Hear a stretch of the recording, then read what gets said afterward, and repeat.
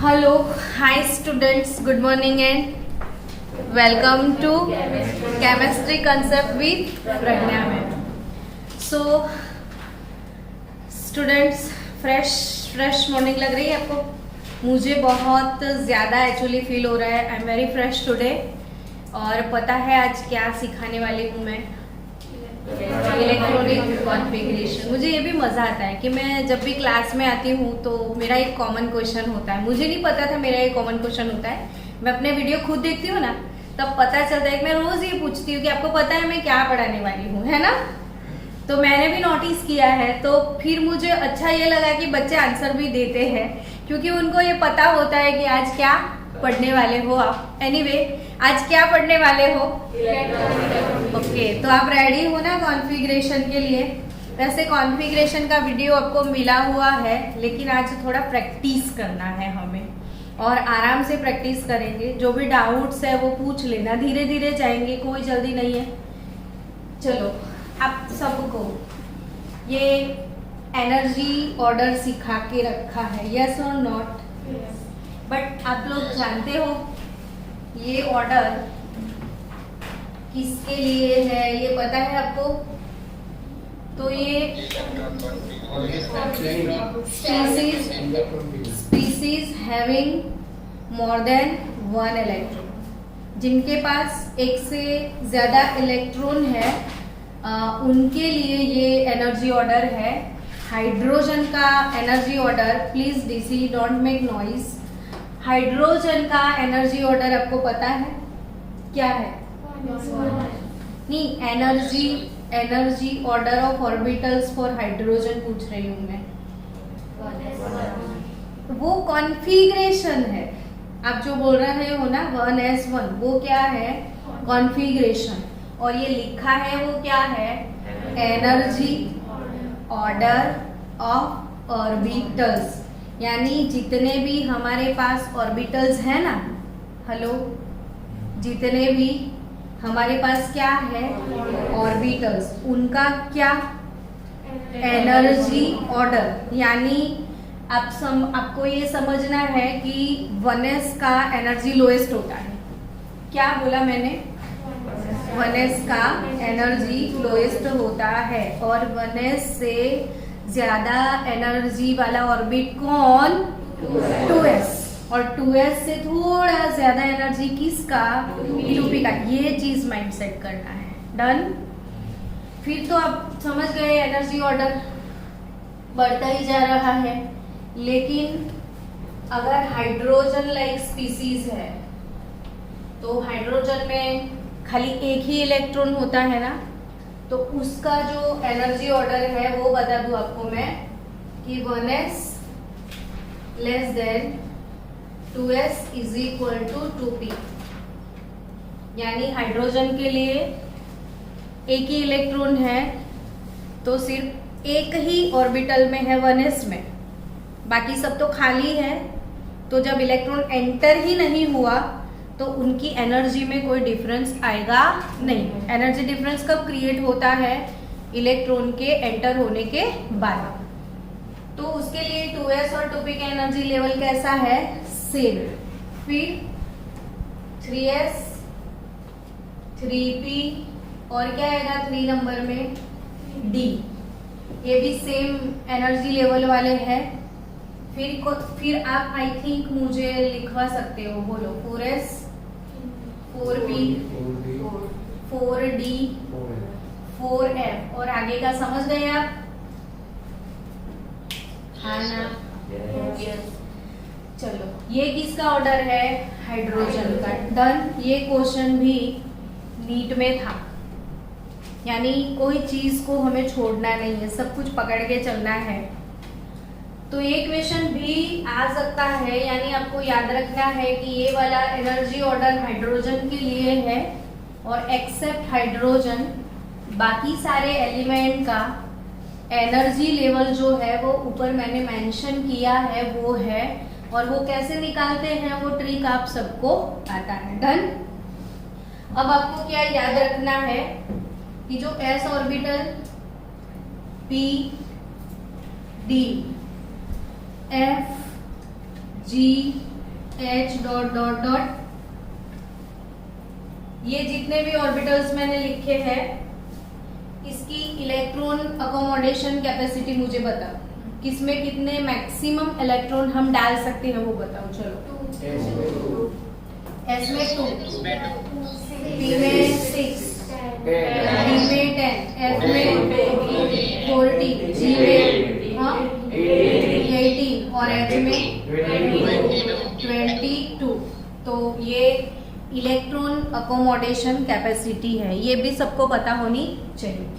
यानी बच्चों आपको समझना ये है कि मैंने 1s1 लिखा तो इट विल डू, 1s2 लिखा तो ओके नो प्रॉब्लम, 1s3 लिख दिया तो it does not exist. Clear?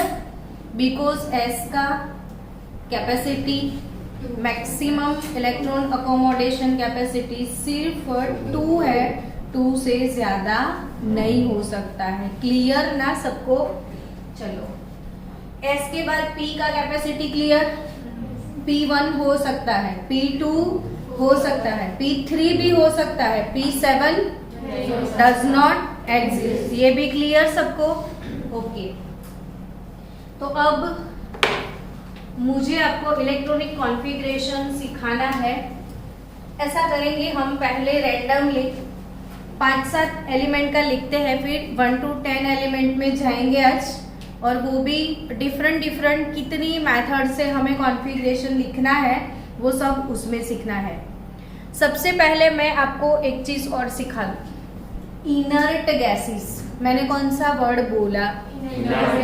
तो आपके मन में इनर्ट गैसेस के लिए कौन सा कंसेप्ट है वो बताओ। क्या? Fully stable. मतलब फुल्ली स्टेबल मतलब क्या?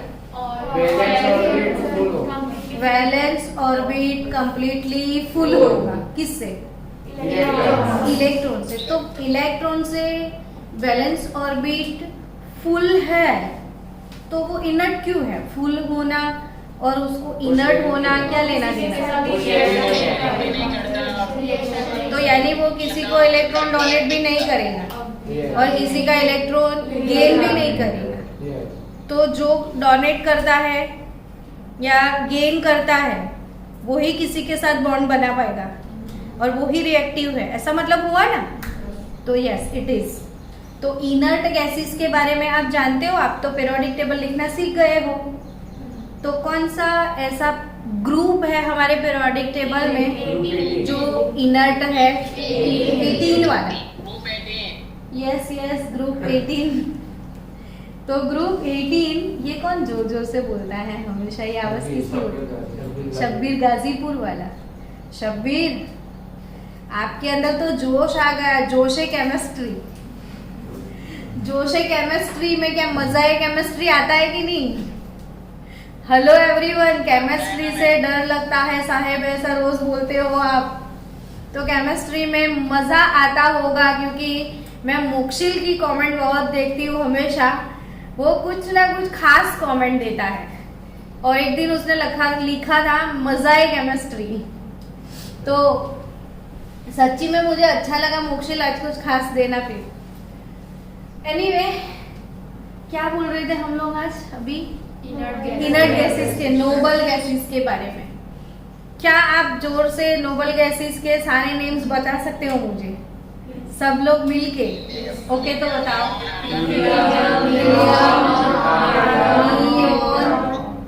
आर्गन, क्रिप्टॉन, ज़ेरॉन, रेडॉन, अच्छा ऑर्गेनाइजन, मैं तो उसको तो बेचारे को भूल ही गई। ये अभी नया इसका बर्थ हुआ है, हैप्पी बर्थडे अभी गया है इसका, तो मैं इसे भूल गई थी। तो कितने सारे नोबल गैसेस हैं नहीं, और सबको ना पूरे पीरियोडिक टेबल में कितने एलिमेंट्स है वो बताओ। तो ये कितना अच्छे तरीके से आप बोल रहे हो due to preparation of periodic table. और पीरियोडिक टेबल अगर बच्चा ड्रॉ करना सीख जाए तो फिर तो मेरे को ये सिखाने की जरूरत ही नहीं है ना कि उसमें कितने पीरियड है, उसमें कितने ग्रुप्स है, कितने पीरियड होते हैं पीरियोडिक। 7 पीरियड्स ओके 7 पीरियड्स होते हैं। और ग्रुप कितने होते हैं? 18 ग्रुप होते हैं। और 18 ग्रुप में 18 वाला ग्रुप इनर्ट गैस है ना, नोबल गैसेस, नोबल गैसेस। ओ गैसेस बोला तो पता चल गया कि गैस होंगे नहीं सारे। और ये इनर्ट भी है। अब नाम भी मैंने एक वीडियो दिया हुआ है ऑलरेडी, तो हम इसमें मेहनत नहीं करेंगे नाम के लिए। नाम सिर्फ याद रख लो, helium, neon, argon, krypton, xenon, radon और ऑर्गेनिज़म।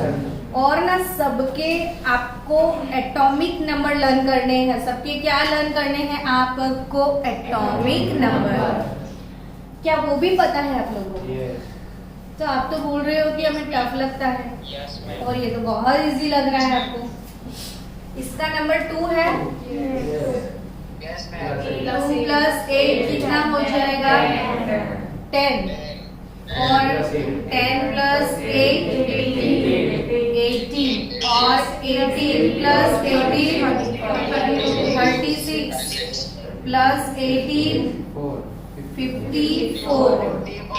+ 32 86 and +32 118।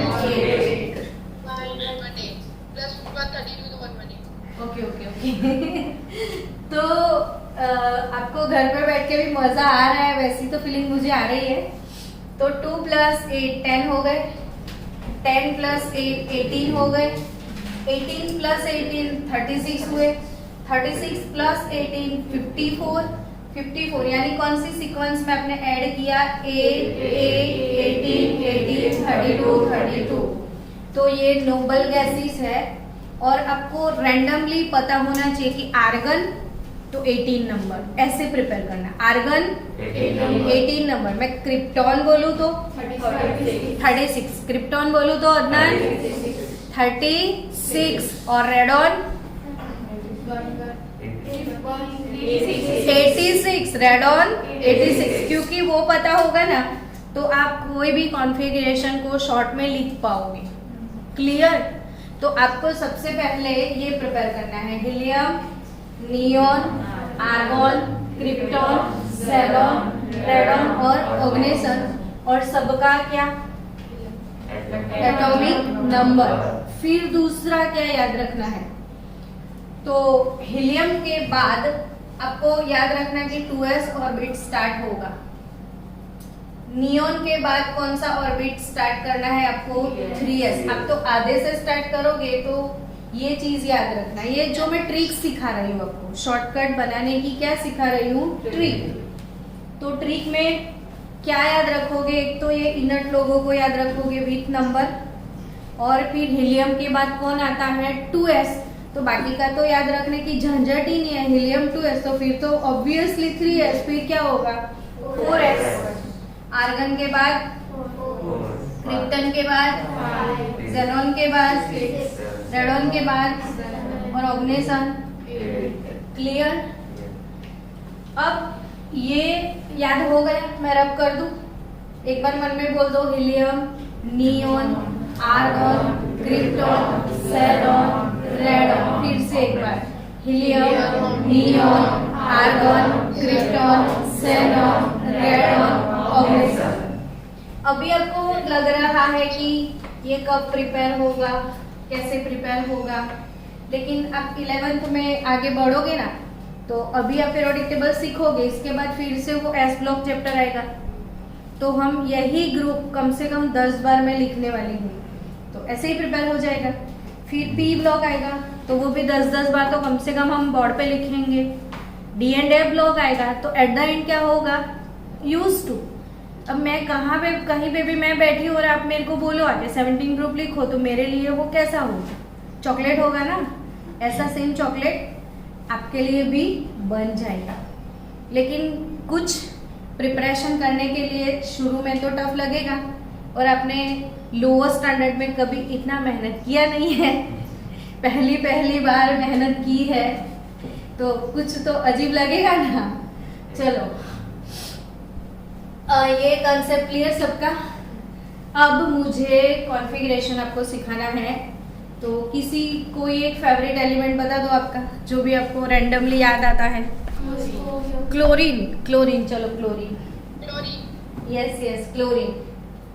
अब क्लोरीन का एटॉमिक नंबर बता दो। क्लोरीन का क्या एटॉमिक नंबर, क्लोरीन का क्या क्लोरीन का क्या अच्छा, एटॉमिक नंबर का सिंबल क्या Z। एटॉमिक नंबर का सिंबल क्या है Z। ये भी पता होना चाहिए, एटॉमिक नंबर Z होता है ना। अब Z होता क्या है, Z से क्या पता चलता है, वो तो है एटॉमिक नंबर, लेकिन Z किसे रिप्रेजेंट करता है? यस, नंबर ऑफ प्रोटॉन और number of electron in neutral atom. क्योंकि ना इलेक्ट्रॉन कैन बी लूज और गेन, प्रोटॉन लूज गेन नहीं करते हम, तभी हमने इलेक्ट्रॉन के साथ फिक्स नहीं किया। किसके साथ फिक्स कर लिया? प्रोटॉन के साथ। पर कोई भी न्यूट्रल एटम होगा, एटम तो न्यूट्रल ही होगा ना, इलेक्ट्रिकली न्यूट्रल होता है, एटम इलेक्ट्रिकली न्यूट्रल होता है, यानी इसके अंदर जितना पॉजिटिव चार्ज होगा ना उतना ही नेगेटिव चार्ज होगा। अगर मैं अभी क्लोरीन हूं, मेरा एटॉमिक नंबर 17 है, तो मेरे पास प्रोटॉन कितने होंगे 17, बट मेरे पास इलेक्ट्रॉन भी कितने होंगे 17। अब मेरे प्रोटॉन से मेरा पॉजिटिव चार्ज +17 हुआ, मेरे प्रोटॉन से मेरा पॉजिटिव चार्ज कितना हुआ +17, तो मेरे इलेक्ट्रॉन से मेरा कितना हुआ -17, तो +17 -17 मिला के कितना हुआ 0, तभी मैं इलेक्ट्रिकली क्या हूँ न्यूट्रल। कंसेप्ट क्लियर सबका? What is atomic number Z? हाँ, तो क्लोरीन का नंबर 17 है ना अदनान, मतलब उसके अंदर कितने इलेक्ट्रॉन है 17। कितने हैं? अब सोचो एटम के बारे में कि एटम कैसा होता है, बीच में एक न्यूक्लियस होता है, फिर एक ऑर्बिट होता है, एक होता है, बहुत सारे होते हैं। क्या बहुत सारे ऑर्बिट में 17 इलेक्ट्रॉन फर्स्ट ऑर्बिट में ही आ जाएगा? तो एक चीज और बता दो। चलो, ये न्यूक्लियस है तो है, बोलो तो सही है। हमने देखा नहीं, लेकिन हम लोग पिक्चर बनाते हैं, उसे इमेजिन कर लो कि ये हमारा क्या है न्यूक्लियस। और ये कौन सा ऑर्बिट? First orbit. और ये कौन सा ऑर्बिट? सेकेंड। और ये कौन सा ऑर्बिट? आपको अब ये सब बनाना तो आ गया है ना। अब फर्स्ट में नंबर ऑफ, मतलब फर्स्ट ऑर्बिट में मैक्सिमम कितने इलेक्ट्रॉन आ सकते हैं? कैसे पता चला? कोई फॉर्मूला है? नहीं, कोई फॉर्मूला है ऐसा कि वो जो ऑर्बिट के अंदर इलेक्ट्रॉन बताता है कि इतने इलेक्ट्रॉन इस ऑर्बिट में आ सकते हैं, वैसा कोई फॉर्मूला है? Yes, 2n², number of electron in any orbit. क्या बोला मैंने? फिर से एक बार रिपीट करना, number in any orbit, not orbitals. हाँ, ऑर्बिटल्स का फॉर्मूला डिफरेंट आएगा धीरे धीरे। तो अभी के लिए याद रखो, number of electron in any orbit represented by 2n²। कौन सा फॉर्मूला? 2n²। तो फर्स्ट ऑर्बिट में n principal quantum number, n², 1 into 2। तो फर्स्ट ऑर्बिट में कितने इलेक्ट्रॉन आएंगे? 2। और सेकेंड में 8। और थर्ड में 18 आ सकते हैं। डन। अब क्लोरीन में कितने हैं? 7। तो ऑब्वियसली फर्स्ट में 2 आ जाएंगे, सेकेंड में 8 चले जाएंगे, 8 + 2 10 हो जाएंगे, बचे कितने? तो कौन सी ऑर्बिट में होंगे? थर्ड में। तो इसे बोलते हैं हम इलेक्ट्रॉनिक डिस्ट्रीब्यूशन। क्या बोलते हैं? Electronic distribution. तो 17 को हमने डिस्ट्रीब्यूट कर दिया, फर्स्ट में 2 डाल दिए, सेकेंड में 8 डाल दिए और इसमें 7। अब आपको और डिटेल में जाना है कि मैंने सेकेंड में 8 तो डाल दिए, लेकिन वो 8 सेकेंड ऑर्बिट में ऑर्बिटल्स भी है ना, 2s भी है, 2p भी है। सेकेंड में क्या है? 2s और 2p। तो 8 को कैसे डालोगे आप? तो 2s में 2 रख दोगे, 2p में 6 डाल दोगे। यस और नॉट? आया कि नहीं समझ में? तो इसे बोलते हैं इलेक्ट्रॉनिक कॉन्फ़िगरेशन। क्या बोलते हैं? Electronic configuration. तो हर एक इलेक्ट्रॉन 17 का सबका एड्रेस निकालना है कि कौन कहाँ होगा। तो अब सबसे पहला रूल कौन सा अप्लाई करते हैं हम इलेक्ट्रॉनिक कॉन्फ़िगरेशन के लिए? सबसे रूल कौन सा अप्लाई करना है? पहला वाला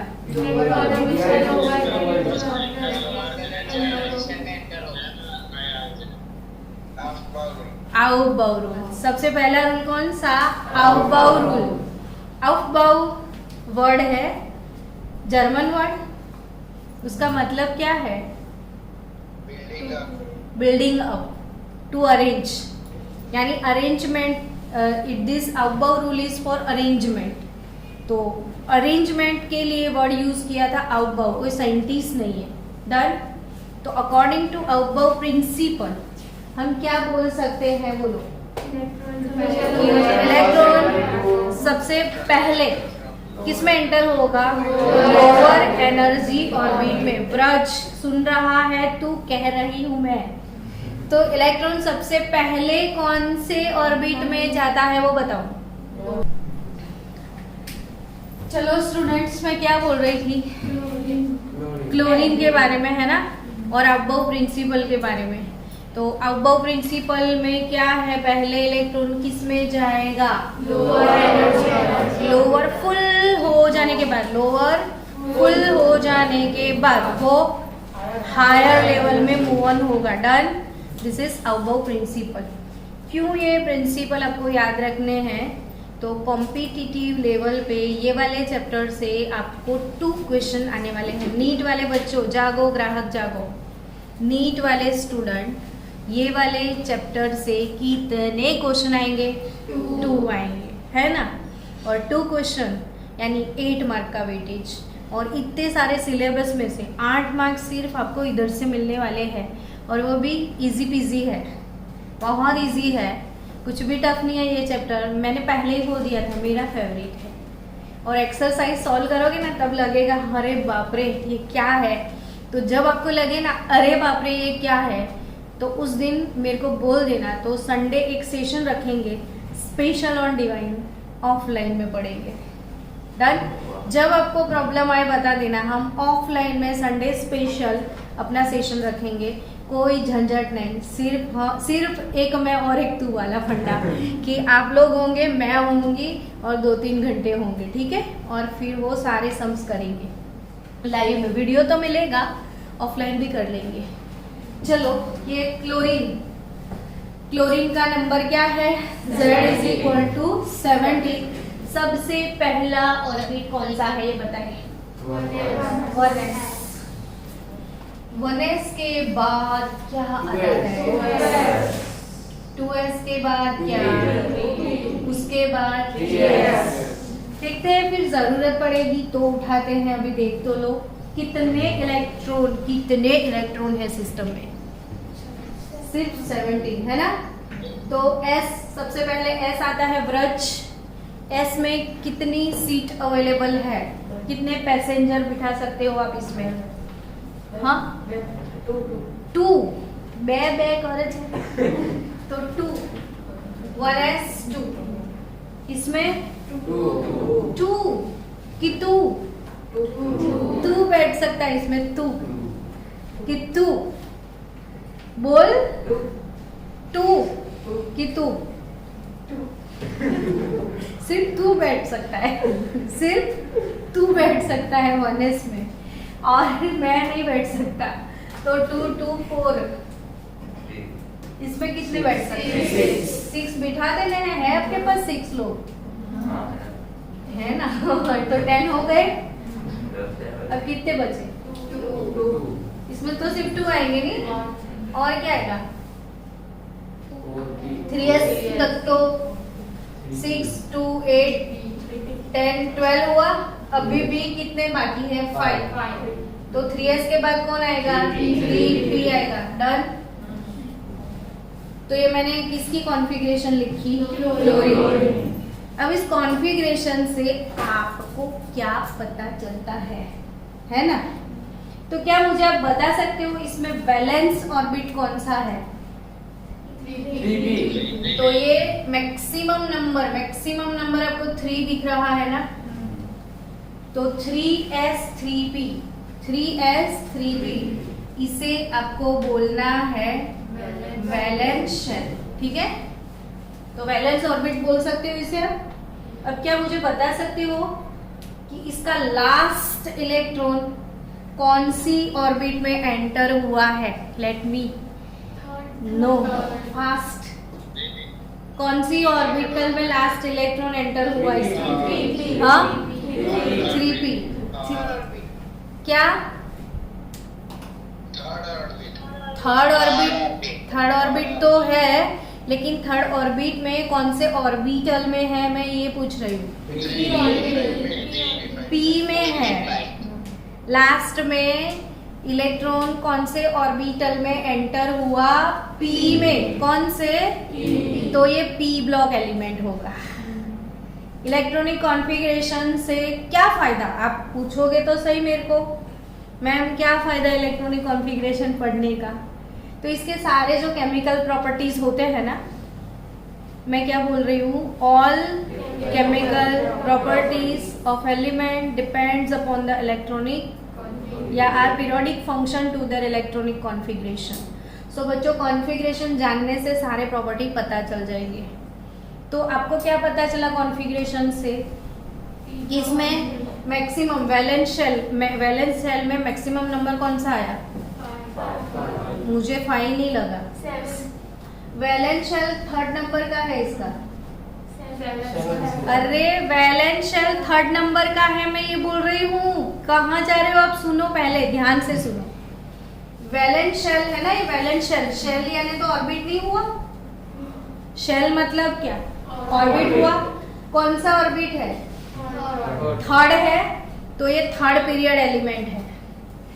उसको देख के पता चल गया कि ये कौन से पीरियड में है? थर्ड पीरियड में है क्लोरीन। देखो आपके पीरियोडिक टेबल में क्लोरीन कौन से पीरियड में है? यस और नॉट? यस और नॉट? तो आपको क्या पता चला कॉन्फ़िगरेशन देखने से? उसका पीरियड पता चल गया।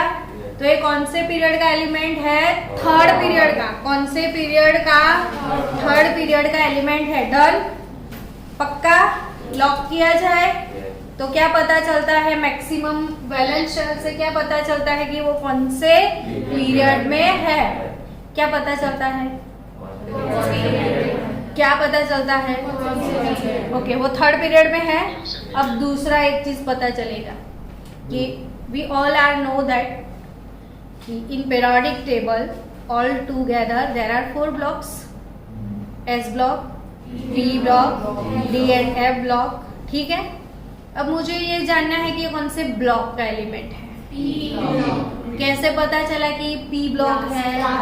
यस, तो इसका लास्ट इलेक्ट्रॉन P ऑर्बिटल में है। तो ये कौन से ब्लॉक का है? P ब्लॉक का है। अब मुझे पीरियड पता चल गया, मुझे ब्लॉक पता चल गया, क्या मुझे ग्रुप पता चलेगा?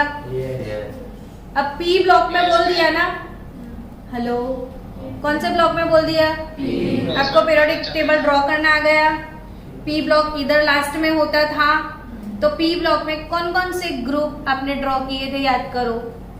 13, 14, 15, 16, 17, 18। P ऑर्बिटल है ना, तो इसमें कितने इलेक्ट्रॉन आ सकते हैं? देखो, तो ऑब्वियसली इसमें 6 ग्रुप होंगे, है ना। p ऑर्बिटल में मैक्सिमम कितने इलेक्ट्रॉन आ सकते हैं? 6। तो तब भी इसमें कितने ग्रुप है? 6। और कौन से 6 ग्रुप है? तो 13, 14, 15, 16, 17। Concept clear? अब मुझे ये बताए कि ये कौन से ग्रुप में हो सकता है। तो ये वैलेंस ऑर्बिट है ना, वैलेंस ऑर्बिट। हाँ, पर कैसे डिसाइड करोगे वो सिखा रही हूँ कि ये जो वैलेंस ऑर्बिट है ना, इसमें लास्ट ऑर्बिट में 5+2 कितने इलेक्ट्रॉन है? 7। तो पी ब्लॉक में तो 7 ग्रुप है नहीं, तो 7 नहीं है तो 17 तो है। समझ गए? तो जिसकी लास्ट ऑर्बिट में 7 इलेक्ट्रॉन है वो ग्रुप कौन सा? 17 नंबर का। कौन सा? 17 नंबर का। तो इलेक्ट्रॉनिक कॉन्फ़िगरेशन से कितना पता चला कि सारा कुंडली निकल गया कि इसमें राहु है, केतु है, गुरु शनि क्या उसको खराब कर रहे हैं, वो सब पता चल गया ना। कि क्लोरीन, ये पता चला कि 3rd पीरियड का एलिमेंट है। मुझे ये पता चल गया कि ये पी ब्लॉक एलिमेंट है। मुझे ये पता चल गया कि ये 17 ग्रुप का एलिमेंट है। यानी पूरा एड्रेस मिल गया। अब सबकी कुंडली निकाल सकते हो कि नहीं आप? चलो तो निकालते हैं कुंडली एलिमेंट। अब आपको कोई और पसंद आता है वैसा कोई एलिमेंट बताओ। पहले आपने क्लोरीन बोला तो हमने क्लोरीन का कारोबार सेट कर दिया। अब आपको दूसरा कोई एलिमेंट आ रहा है समझ में तो बोलो फास्ट। मैग्नीशियम यार कितना 12 इलेक्ट्रॉन है, कुछ बड़ा वाला बताओ ना।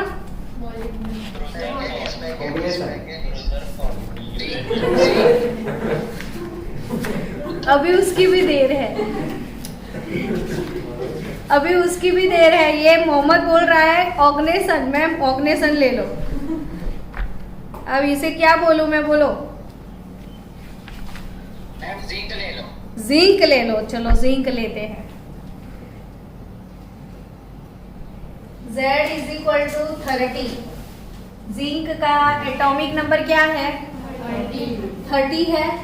आप बोलो और मैं एलिमेंट दूं तो मुझे मजा आए कि भाई चलो क्लास में आप लोग जिंदा हो, अभी सिलेबस देख के गए नहीं, इधर खड़े हो। तो जिंक का नंबर कौन सा है? 30। अब इलेक्ट्रॉनिक कॉन्फ़िगरेशन आप बोलोगे, मैं लिखूंगी। यस और नॉट? चलो बोलो। पहले मुझे लिखना है 1s, ठीक है, फिर 2s, ठीक है, फिर 2, then 3s, then 3p, then 4s, then 3d, then 4p। देखते हैं 4p की जरूरत पड़ेगी या नहीं। फिर बाद में लिख देंगे जरूरत पड़ेगी तो। कितने इलेक्ट्रॉन लिखने हैं? अरे 30 इलेक्ट्रॉन डालने हैं आपको। तो किसको कहाँ बिठाए? तो अकॉर्डिंग टू सीट, इसमें कितनी सीट अवेलेबल है? 2। और 2 कितने हो गए? 4 और 6 कितने हो जाते हैं? 10 के बाद 2 डालो तो 12 के बाद 6 डालो तो 18 के बाद 10 में तो 2 ही आएंगे ना, 20। अब कितने हैं? तो ये हो गया 10। हो गया कॉन्फ़िगरेशन। अब बच्चों इतना लंबा कौन लिखे जब हमारे पास इनर्ट गैसेस अवेलेबल है?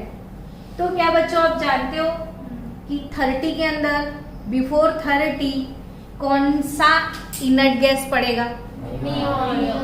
नियॉन का तो 10 नंबर है। आर्गन हो सकता है ना, तो आर्गन में कितने इलेक्ट्रॉन चले जाएंगे? 18 चले जाएंगे। तो देखो ये 1s2 2s2 इतने तक 18 हो गया। तो जिंक का कॉन्फ़िगरेशन Z=30। सीधा आर्गन लिख दो तो इतना लंबा लिखना ना पड़े। बचा क्या? 4s2 3d10। मैंने शॉर्टकट ट्रिक बोला था कि आर्गन के बाद क्या शुरू होता है? 4s। आया कि नहीं समझ में? आया कि नहीं समझ में बच्चों? Yes ma'am. और आगे। अब और इसको कैसे लिख सकते हैं? Method number 3, zinc Z=30, argon 4s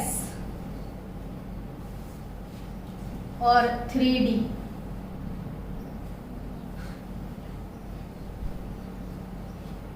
done. ऐसे भी लिखना पड़ेगा ना आपको। तो 4s में कितने हैं? तो 1 and 2, और डी में कितने, तो 1 2 3 4 5। अब ओके आपको ये क्वेश्चन होगा ना पर कि मैम सबसे पहला इलेक्ट्रॉन किस में डालें, हाँ वो सीखते हैं चलो। हाँ तो D orbital has 5 sub orbitals, d x y, d y z, d z x, d x square minus y square और डी जेड स्क्वायर। तो डी के अंदर 5 सब ऑर्बिटल्स हैं और सबका एनर्जी लेवल सेम है, सबका एनर्जी लेवल तो जिन सब ऑर्बिटल्स का एनर्जी लेवल सेम होता है उसे हम डीजेनरेट ऑर्बिटल्स बोलते हैं। यस क्या बोलते हैं, डीजेनरेट ऑर्बिटल्स। अब ये डीजेनरेट ऑर्बिटल्स यानी सबका एनर्जी लेवल सेम है, तो अब तो इलेक्ट्रॉन सबसे पहले आएगा, तो इतनी सारी सीट अवेलेबल है तो वो कहाँ पे जाएगा,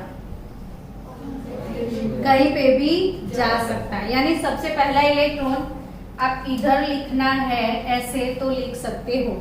अब ऐसे मतलब क्या, अपस्पिन। अपस्पिन मतलब क्या, अप मतलब क्या, अप मतलब क्या, तो इलेक्ट्रॉन अपनी स्पिन पे ऐसे रोटेट करता है, पता है ना, क्लॉकवाइज अगर रोटेट करता है तो वो अप स्पिन डालेंगे और एंटी क्लॉकवाइज रोटेशन होगा तो डाउन। तो जो सबसे पहला इलेक्ट्रॉन आपको लिखना है वो अप होगा या डाउन, तो कुछ भी हो सकता है, अप भी हो सकता है डाउन भी हो सकता है। कहाँ पे डालोगे सबसे पहला, तो कोई भी ऑर्बिटल में जा सकता है क्योंकि सारे ऑर्बिटल का एनर्जी लेवल तो सेम है। तो ये सारे डीजेनरेट है, तो पहला इलेक्ट्रॉन अगर मैंने इधर अप लिख दिया या मैंने कहीं पे भी लिख दिया, चलो इधर लिख दिया अप, तो फिर दूसरा डाउन में नहीं जाएगा, तो दूसरा भी अप में जाएगा। आया समझ में, फिर तीसरा भी फिर अप फिर अप। तो आपका क्वेश्चन और एक आ सकता है इधर कि पहला अगर ऐसे डाल दिया तो दूसरा ऐसे डाल दो, पहला आया ऐसे तो दूसरा ऐसे जाएगा तो नहीं जाएगा। किसने मना किया है, हुंड अंकल ने। Hund's law for maximum spin multiplicity, यानी स्पिन मैक्सिमम होना चाहिए। स्पिन मैक्सिमम मतलब देखो ये अप गया तो हाफ स्पिन हुआ, ये अप गया तो हाफ स्पिन हुआ, ये भी स्पिन कौन सा हुआ, ये भी स्पिन हाफ और ये भी स्पिन हाफ। अप स्पिन के लिए स्पिन वैल्यू कितनी लिखते हैं हम, हाफ। डन। तो सबका कुल मिला के स्पिन कितना हो गया, 2.5। तो जो स्पिन है सबकी स्पिन मल्टीप्लिसिटी है वो मैक्सिमम होनी चाहिए। क्या बोला मैंने, क्या मैक्सिमम होना चाहिए, स्पिन मल्टीप्लिसिटी क्या मैक्सिमम होना चाहिए। हाँ अगर आपने एक अप पहले एक अप डाल दिया तो दूसरा डाउन में डाल दिया तो ये गलत हो जाएगा, ऐसा नहीं हो सकता। जब तक पॉसिबिलिटी है इलेक्ट्रॉन पैरेलल स्पिन से अरेंज होने वाला है, यानी जब तक पॉसिबल है वो अनपेड रहेगा। क्या बोला मैंने, जब तक पॉसिबल है वो अनपेड ही रहेगा और इक्वल स्पिन में रहेगा। अप तो सारे अप, डाउन गया तो फिर सारे डाउन जाएंगे। क्लियर ना सबको। तो अगर ये पहला इलेक्ट्रॉन आते ही इस ऑर्बिट में डाउन चला गया तो दूसरा भी डाउन जाएगा, तीसरा भी डाउन जाएगा, फिर नेक्स्ट वाला फोर्थ अप आएगा, फिर अप ऐसे हो जाएगा। हाँ बोलो। मैम आपने जो लिखा इलेक्ट्रॉनिक कंफ्यूजन लास्ट में 4s को 3 देना है, तो मैम वो भी तो एक तरह से फुल ही हुआ ना, एक तरह फील्ड नहीं हुआ। 4s और 3d कंप्लीटली फिल है, लेकिन इसका वैलेंस शेल कौन सा हुआ वो बताओ। इसमें वैलेंस शेल कौन सा है,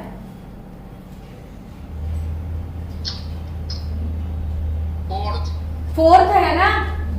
तो फोर्थ में खाली क्या फिल हुआ है, 4s ओनली, 4p है, फुल नहीं है।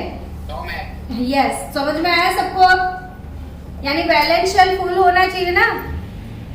तो इसका वैलेंस शेल इसमें 4 नंबर है ना, तो जिंक कौन से पीरियड का एलिमेंट होगा वो बताओ अब। इसमें सबसे मैक्सिमम नंबर 4 दिख रहा है, तो जिंक कौन से पीरियड का एलिमेंट है? 4th पीरियड का। जिंक कौन से पीरियड का एलिमेंट है? 4th का। चलो ये समझ में आ गया कॉन्फ़िगरेशन। चलो बट वैसे जिंक में 3d10 है, ये फुल्ली फिल्ड है। ये कौन है? Please don't disturb me. आपको थोड़ा तो होना चाहिए इधर। क्रैक क्यों बन के रहते हो आप लोग? इसको बोझ करो। चलो ये समझ में आया। ये 4s है, ये क्या है? 3d। बट आपने देखा कि फुल्ली फिल्ड तो है, फुल्ली फिल्ड है, ये इनर्ट गैस नहीं है, बट फुल्ली फिल्ड तो है ना, तो ये स्टेबल होगा। ये भी क्या होगा? स्टेबल। कौन? जिंक स्टेबल होगा। ये स्टेबल इलेक्ट्रॉनिक कॉन्फ़िगरेशन होता है जो फुल्ली फिल्ड होता है। तो आई थिंक जिंक का कॉन्फ़िगरेशन आपको समझ में आ गया। अब आपको इससे जो जो चीजें पता चलती है वो देखते हैं। अब आपने कॉन्फ़िगरेशन लिखा, इसमें 1 2 3 4 मैक्सिमम नंबर कौन सा दिखा आपको? 4। मैक्सिमम नंबर कौन सा है? ये 4 है।